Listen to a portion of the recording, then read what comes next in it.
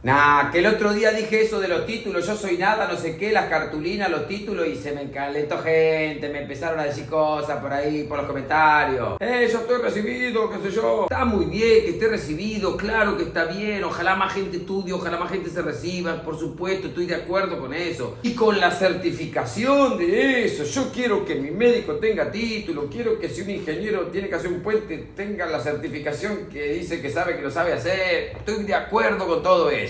Pero no me va a decir que nunca te pasó, porque a mí me ha pasado sentarme con alguien a comerme un asado en chancleta, y si vos no sabés quién es, no te das cuenta lo grosso que es, los títulos que tiene, los premios que le dieron, las condecoraciones de no sé qué, la cantidad de doctorado y qué sé yo, y es una persona común y corriente, y de repente hay otra gente que, ¡ay, acá, el titulado! ¡Ay, apareció acá! ¡Ay, póngale alfombra roja! Sin hacer ni la mitad de lo que hizo el otro. Porque hay gente que estudia para saber, pero ya es. Y hay otra gente que no sabe qué mierda es y estudia para que una cartulina le diga que es algo. ¿Se entiende la diferencia?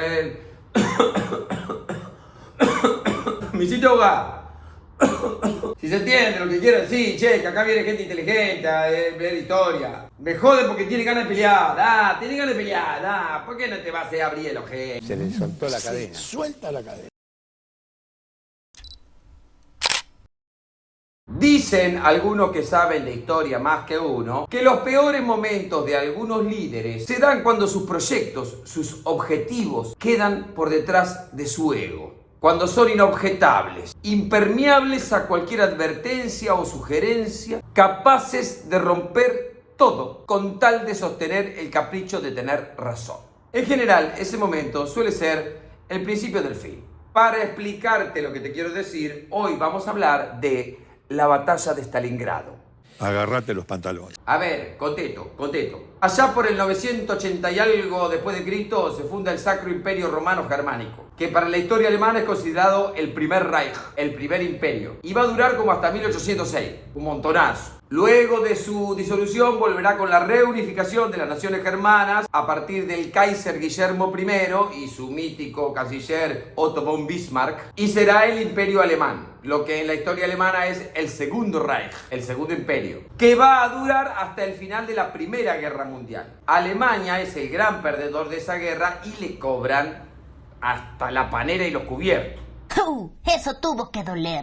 Resarcimientos económicos tremendos, pérdida de todas sus colonias, pérdida de un montón de territorios más fértiles. Polonia, así como la conocemos hoy, nace a partir de la Primera Guerra Mundial, porque eso antes lo tenían los alemanes. Ningún financiamiento, ninguna ayuda externa para la recuperación, una hiperinflación espantosa, incontrolable, que imprimían los billetes de un lado solo, porque era tanta la hiperinflación que esos billetes iban a durar por ese día nomás. Con un pueblo enterrado en la miseria y que con los años iba a ir masticando un rencor por los castigos que consideraban excesivos y por la humillación y el hambre a los que lo habían sometido el resto de Europa. No, papi, no.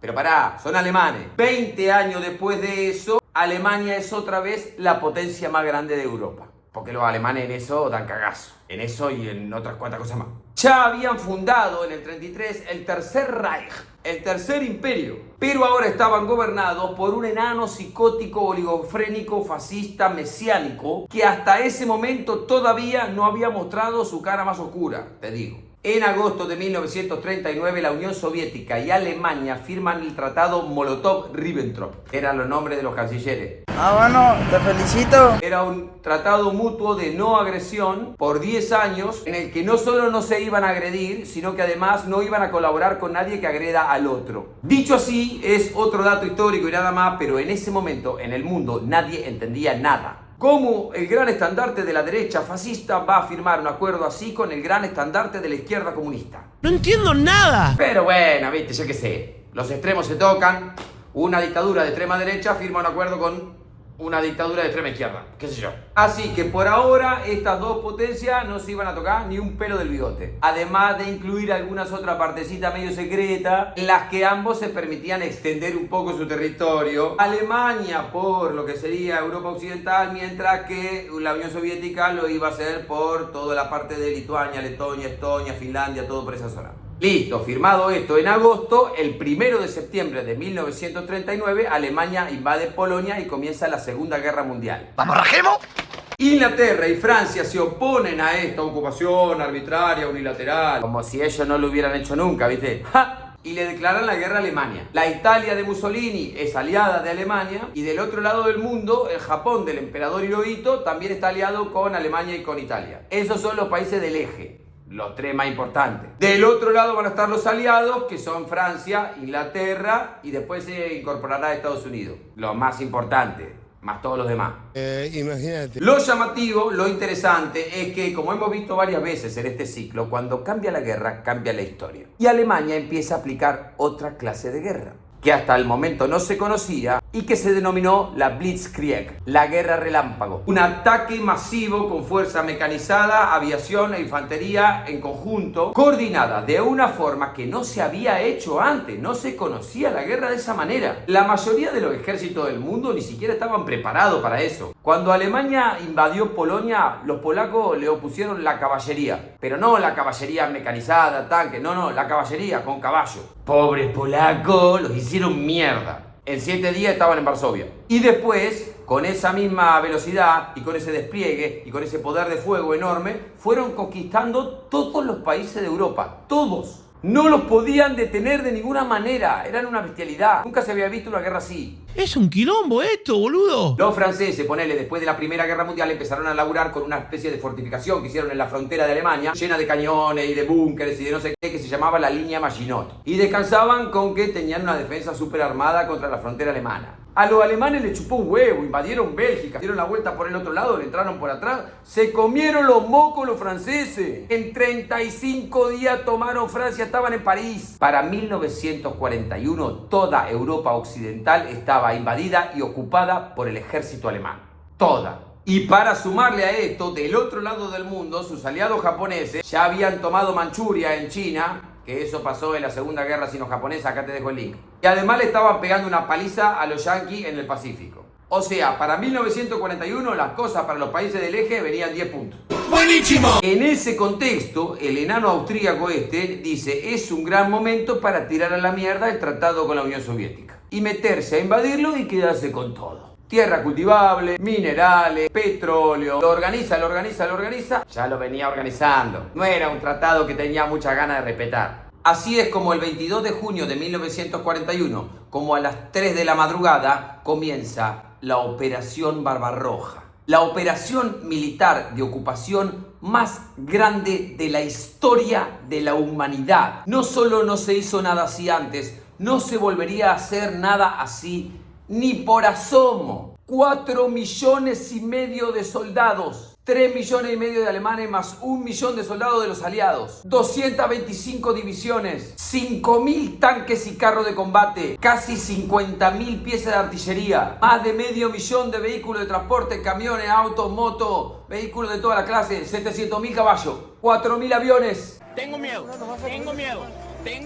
Una operación conjunta simultánea para cubrir 1.600 kilómetros de frente, desde Finlandia hasta Turquía, perfectamente organizados en 3 frentes. Uno, el norte, para tomar el Báltico y llegar hasta Leningrado. Otro, el frente centro, para ocupar Bielorrusia y llegar hasta Moscú. Y otro, el frente sur, para ocupar Ucrania, llegar hasta Kiev y después bajar hasta el Cáucaso para tomar los pozos petroleros. A los rusos se les llenó el culo de preguntas. No es que no se esperaba nada, que no se habían dado cuenta, que en cualquier momento venían. Pero no se esperaban algo así. ¡Mamá! Los alemanes avanzaron destruyendo y tomando todo. No solo arrasando a una velocidad increíble, sino además ejerciendo una crueldad infinita contra civiles y militares. En Ucrania tomaron 2 millones de soldados prisioneros y los dejaron morir de hambre. 2 millones.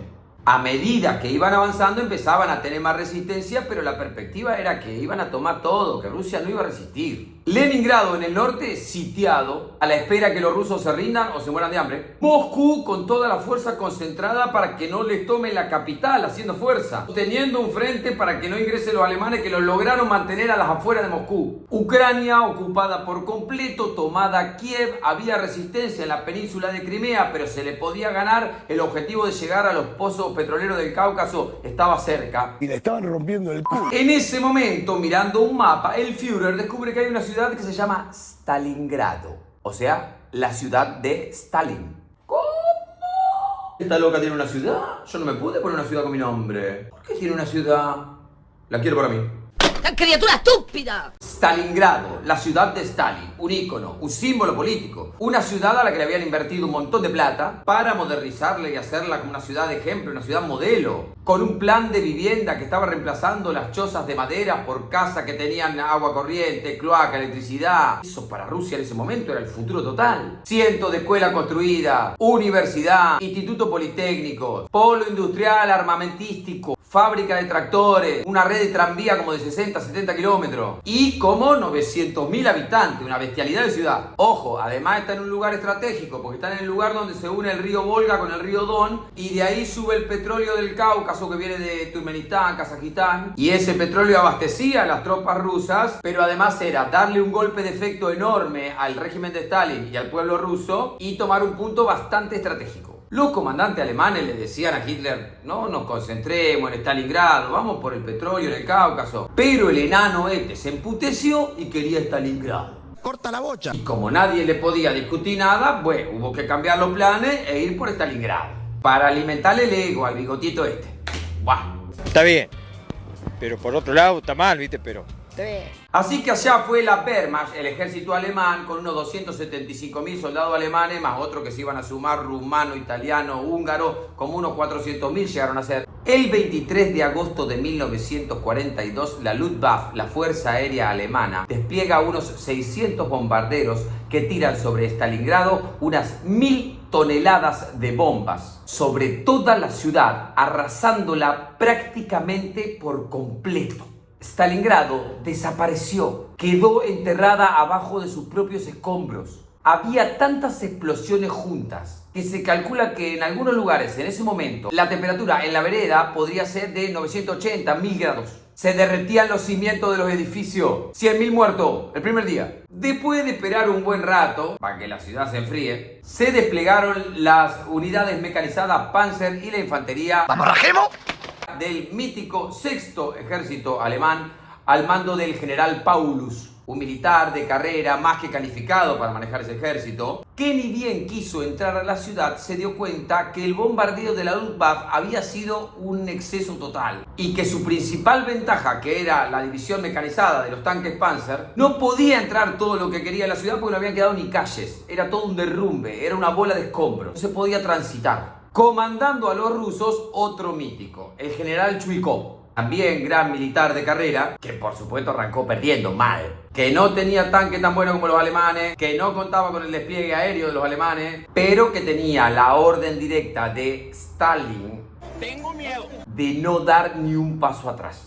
No sabemos si era tan estratégica o no esta ciudad, pero esto empezaba a convertirse en un problema personal. Hitler estaba empecinado en tomar la ciudad de Stalin y Stalin no se la iba a dar por nada. El general Paulus y sus tropas alemanas no solo no iban ni un paso para atrás, iban mucho paso para adelante, a pesar de la feroz resistencia de los rusos. Porque el general Chuikov recordó que lo único que no quieren matar los alemanes es a otros alemanes. De modo que si las tropas rusas estaban lo suficientemente cerca de las tropas alemanas, no podés bombardear con aviones o cañonear porque corres el riesgo de matar a los tuyos. No, papi. Así que los rusos fueron a buscarlo a los alemanes de cerca, pero bien de cerca, pero muy de cerca, a combatir en cada lugar metro a metro de la ciudad. Lo que después los alemanes llamaron la Ratskrieg, la guerra de ratas. Una cantidad de enfrentamientos simultáneos entre los escombros, en los edificios, en las calles, tiroteo, granada, metralla, mirándose a la cara, teniéndose ahí enfrente, asaltando con bayoneta, cuerpo a cuerpo, llevando la pelea a donde a los alemanes se le hacía más complejo, la guerra urbana. Sos tan chicanero. La tensión de este asunto era imposible. Hay anotaciones, parte del día, ¿viste? Que dicen que hoy fue un gran día, estamos muy contentos, avanzamos 200 metros. Imagínate además que a esa distancia los soldados caían como muñecos. La presión de sobrevivir a eso era enorme. A veces combatían e incluso hasta pasaban la noche, soldados de un bando en el piso 2 y soldados del otro bando en el piso 3 del mismo edificio. O pared por medio. Una cosa inimaginable, ¿me entendés? Una cosa imposible. Todo el tiempo, sin parar, todo el día, todos los días, literalmente uno encima del otro. Un kilómetro. A todo esto, el campo arrasado, que alguna vez fue la ciudad de Stalingrado, se mantenía caliente por el verano y por el fuego de las bombas, y con los días empezó a fermentar cuerpos, ahí tirados o incluso enterrados entre los escombros. Se extendía ese hervidero gigantesco sobre el calor del verano y se descomponían los cuerpos. O sea que todo estos enfrentamientos sucedían además en medio de una pestilencia y una podredumbre general que inevitablemente con el pasar de los días empezó a traer enfermedades. Así que encima del horror de la guerra, de ambos bandos se empezaron a contagiar y a enfermarse con toda esta porquería y a seguir combatiendo entre la peste que tenían y la que había afuera. Moscas, bombas, insectos, granadas, ratas, todo junto. A pesar de las tremendas bajas y de los esfuerzos de los rusos, 45 días después de iniciado el conflicto, los alemanes dominaban el 90% de la ciudad. Me quiero ir a mi casa. Las tropas rusas habían quedado encerradas en ese 10% restante en un lugar altamente fortificado sobre la zona industrial a orillas del río Volga. Y le estaban rompiendo el culo. Resistían de una manera que ni los alemanes lo podían creer, ¿me entendés? Porque mataban miles y venían miles más. ¿De dónde salen tantos rusos? Hombres y mujeres, todo. La artillería rusa de Stalingrado la manejaron todas mujeres. Los seguía manteniendo vivo eso, reclutar a todo el mundo, tener línea de suministro habilitada todavía y además un arma que utilizaron muy bien que fueron los francotiradores. Allí actuó el legendario Vasily Zaitsev, que eliminó a más de 240 alemanes en esa batalla él solo. Y además capacitó y formó a muchos más francotiradores que hicieron estragos. Lyudmila Pavlyuchenko, Lady Muerte, más de 300 bajas, ella sola. Esto empezó a hacer estrago entre los alemanes, no solo por las bajas, sino por el daño psicológico que les provocaba eso. No había un segundo de calma, no había ningún rincón seguro. Si no tenía a los rusos encima, te eliminaban a la distancia.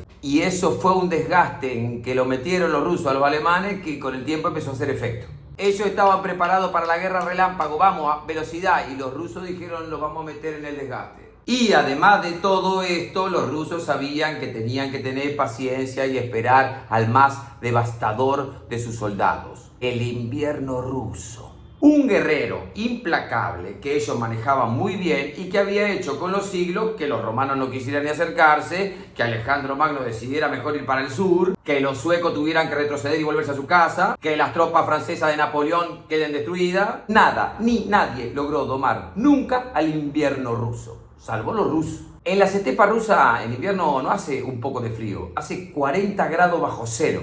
No podés respirar sin cubrirte la boca. Si respirás el aire libre se te congelan los pulmones. ¿Está chequeado? Si tenés que conseguir ropa de invierno extremo para 350.000 personas y además considerar 3 dosis más de calorías por día, eso te puede meter en un problema. El general Paulus hacía un análisis certero de eso y lo comunicaba a Berlín. Ojo con esto. Y de Berlín le decían siempre lo mismo. Ni un paso atrás, ni un paso atrás. Los alemanes estaban tan empecinados en someterlo que peleaban en la primera línea de la zona más fortificada de los rusos, al lado de la fábrica, en la puerta de la fábrica, adentro de la fábrica, posta. Y los rusos estaban tan empecinados en resistir que mientras en un sector de la fábrica repelían a los alemanes a los tiros, en los otros sectores seguían produciendo, no se detenía la producción. No sé si creen laburo, estas son las condiciones de trabajo. Los alemanes lo empujan, los llevan hasta el borde del río Volga. Los matan a bombazo. No se rinden. El regimiento 13 de fusileros tenía unos 10.000 efectivos, vuelven del frente 320 en pie. No se rinden. No hay tierra para nosotros detrás del Volga. No vamos a cruzar el río. Amigo. El invierno ya está aquí y empieza a llegar y se empieza a poner cada vez más crudo. El río se congela, no llegan suministros. Entre septiembre y octubre los alemanes avanzan casi en la totalidad de la ciudad, llegan hasta el río, quedan apenas 3 pequeños puntos de resistencia rusos. No se rinden. Y a pesar de ir ganando, los alemanes decían, mamita querida, estos guasos, ¿qué carajo les pasa? Pensamos que iba a ser como con los franceses, que 35 días habíamos tomado París, todo Francia. Hace 2 meses y medio que se la estamos dando y no se rinden estos hijos de su rusa madre. ¡Aguanta! Para esa altura de la batalla, los observadores del ejército soviético habían detectado un par de cosillas. Escuchen. Los flancos del frente alemán no estaban cubiertos por soldados alemanes. Estaban cubiertos por soldados aliados, rumanos, húngaros, italianos, con menos formación, con menos artillería, con menos recursos, menos organización y disciplina, más posibles de encarar. Si los soviéticos podían acercar la cantidad de tropas suficientes a los flancos, ahora que los alemanes estaban creyendo que ya tenían la partida ganada, podían capaz dar un golpe de efecto que ellos no se estaban esperando. El 2 de noviembre de 1942, la Unión Soviética pone en funcionamiento la Operación Urano. Una ofensiva enorme con miles de piezas de artillería, miles de tanques, 1 millón de soldados que atacan en simultáneo desde el frente norte y desde el frente sur, llevando adelante un ataque de pinzas donde estaban las tropas más desguarnecidas. Y empiezan a provocar la retirada de los soldados de los flancos y empiezan a meterse en el territorio que los alemanes ya habían ocupado. Con un despliegue y una velocidad que habían copiado un poco de los alemanes, pero que no habían logrado nunca hasta este momento. Se peleaba metro a metro. Ahora avanzaban por kilómetros. Los búnkeres rumanos, italianos destruidos, bombardeados, huye la tropa, los soviéticos los persiguen. General Paulus avisa de esto a Berlín. No recibe ninguna otra respuesta que no sea: no se retire de ahí, no dé un paso atrás. Manténgase firme, esa es la orden. Sí, es así. Pero nos van a rodear, nos atacan por dos flancos. Son muchos, no podemos contenerlos. Ni un paso atrás. Mire, los rusos siguen avanzando de un lado y del otro. Están por cerrar un perímetro que dejaría al sexto ejército alemán encerrado, sin capacidad para recibir suministros, ni municiones, ni refuerzos. Hay todavía una posibilidad de sacar a las tropas de esta emergencia antes que se cierre ese círculo. ¡Nein! ¡Ni un paso atrás! Si se cierra el perímetro, no voy a poder abastecerme. Tengo 330.000 soldados. Bueno, si no lo podemos abastecer por tierra, los abasteceremos por aire. ¡Por aire! Para sostener este ejército necesito, calculado, 750 toneladas de pertrecho, insumo, alimento y municiones por día. 750 toneladas. La Luftwaffe les va a abastecer 750 toneladas de insumo por día. De eso yendo a todos los generales que le decía que eso era imposible, que no había manera de lograrlo. No solo por la infraestructura, sino también por las condiciones meteorológicas. ¡Es el fucking invierno ruso! Lograron llevar apenas 130 toneladas los primeros 3 días y después empezaron a hacer menos, algunos días 10 toneladas, algunos días nada. Había unas tormentas de nieve tremenda, era imposible. Había días que los aviones ni siquiera podían despegar. El general Paulus se encuentra ahora cercado por las tropas soviéticas que cerraron toda comunicación con afuera y van apretando el círculo, quitándole cada vez más territorio. Con escasez de municiones, de combustible, de alimento, con una tropa hambriada que ya se comió los caballos, los perros, las ratas, pan hecho con un poquito de harina y aserrín, gente comiendo barro. ¡Váyanse tontos! Esto avanza y los insumos son cada vez menos, sin morfina para hacer amputaciones, sin medicamentos, con la mayoría de los tanques parados, los cañones sin nada que disparar. Mientras que además a la mañana encontraban unos cuantos duros así, petrificados, los 40 grados bajo cero. Informa el general desde el frente: no hay manera de sostener esto. No podemos oponer resistencia al frente soviético. O nos reforzamos o no hay manera de seguir esta ofensiva. Del otro lado, ¡Nein! ¡Ni un paso atrás! No se puede ser más idiota. Perdóneme. En diciembre, desde afuera del cerco, el mariscal Erich von Manstein comienza la operación Tormenta de Invierno con 120.000 soldados, recluta divisiones Panzer para ir a buscar al sexto ejército, para romper el anillo soviético. Pero aunque von Manstein lo intenta un montón, el anillo soviético estaba muy firme, resistía, no lo podían romper, y mientras él había sacado tropas de otro lado, entonces los rusos empiezan a atacar por Rostov, él tiene que volver a Rostov. Cuestión que no funciona esa ruptura del anillo y von Manstein se tiene que ir y los tiene que dejar ahí.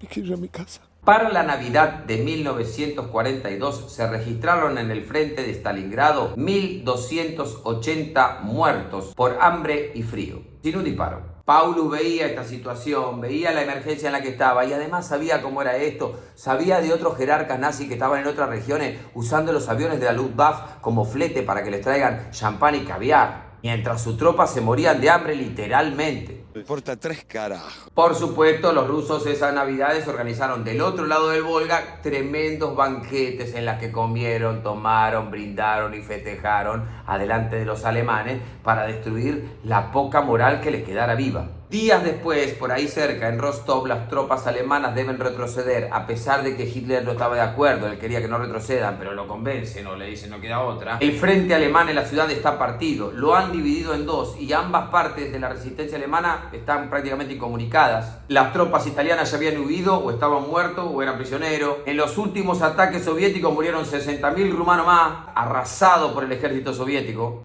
Todo está roto.